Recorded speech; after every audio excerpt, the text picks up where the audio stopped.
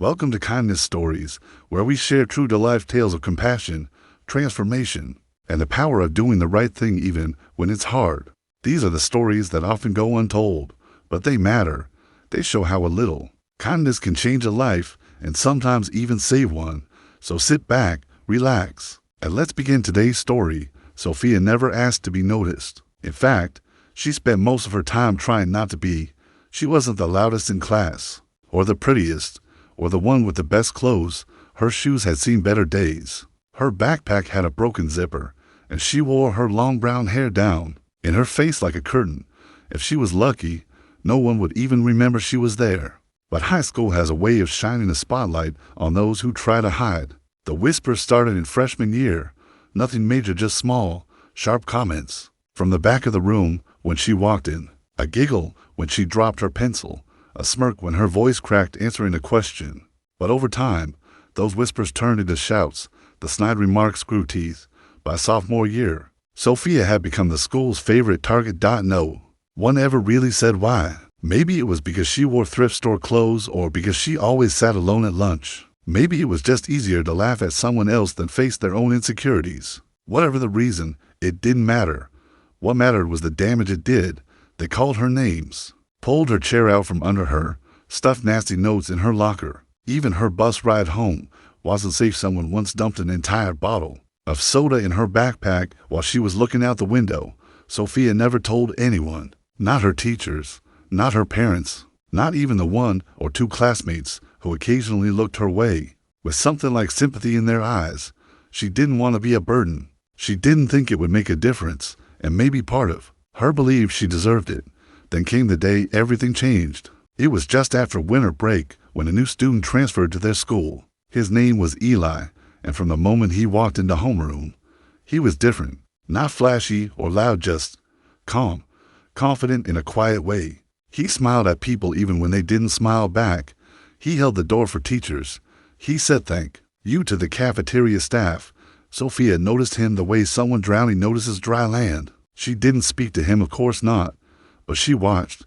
The first time she saw him, he was helping a student who dropped their binder in the hallway. The second time, he was sitting with a boy from the special education class at lunch, talking to him like it was the most normal thing in the world. The third time, he was standing at the vending machine when a group of boys began laughing at a girl across the cafeteria. Eli didn't laugh. He turned and stared at them until they stopped. And then one day, he noticed her. It was a math class. She was sitting at the back, scribbling equations and trying to disappear. When he passed her a folded note, her stomach dropped. Notes were never good, but when she opened it, it simply said, "You're really good at this. Do you want to be partners for the project?" No one had ever asked her that before. She stared at the paper for a full minute before glancing up. Eli was already looking at her, not smiling, not laughing, just waiting for an answer. Slowly, she nodded. That afternoon, they met in the library to work on the assignment. At first, it was quiet. They spoke only about the project. But then he asked her what kind of music she liked. She shrugged. He told her his favorite band and made her promise to listen to one of their songs. Then he told her about his old school, about how his mom made the best pancakes on earth, about how he used to sit in trees and read when he was a kid. By the end of the hour, Sophia had laughed just once, but it felt like her ribs might crack from the effort. They kept meeting after that, first for the project, then just to talk. Sometimes they studied. Sometimes they just sat and listened to music. Eli never asked her why she was so quiet. He never mentioned the bullies. He didn't have to. He saw the way people treated her. He saw the pain behind her eyes. One day, in the hallway between classes, a boy tried to trip her. She stumbled, barely caught herself, and everyone laughed, except Eli. He turned around, looked at the boy, and said, loud enough for everyone to hear, "Are you seriously proud of that?" The hallway went silent. Eli didn't wait for an answer. He walked beside her the rest of the way to class. The next week, someone scribbled something cruel on her locker. Eli saw it before she did. Without a word, he took out a permanent marker and wrote something over it. "She's worth 1,000 of you."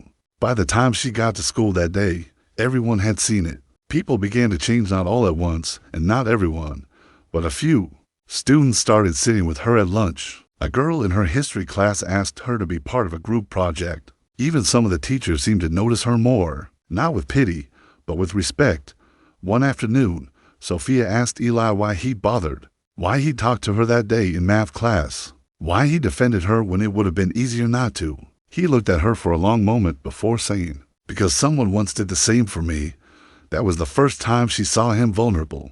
He told her about his old school, how he used to stutter, how they called him names, how he spent a year eating lunch in a bathroom stall before someone finally invited him to join their table. Just one person, one act of kindness, and it had changed everything. Now, he said.